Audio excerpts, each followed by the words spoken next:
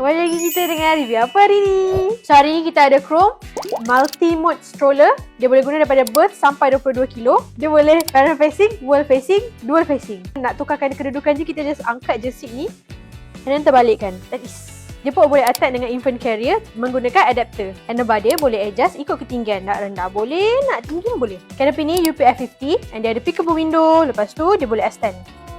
So bila dia extend, dia ada extendable punya mesh. So lagi banyak airflow, sejuk. So ini adalah position yang paling upright and this one yang paling flat. Harness dia adalah 5-point harness and then dia punya armbar ni boleh remove and pivot. Last dia boleh naik and dia boleh turun. Tayar besar, basket pun besar. Kalau nak brake, one click macam ni je.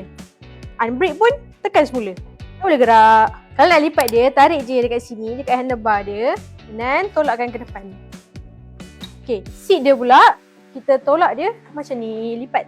Nanti kalau dah lipat, jangan lupa lock dekat sini tau, nanti terburai.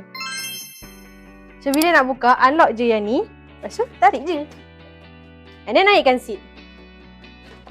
Siap!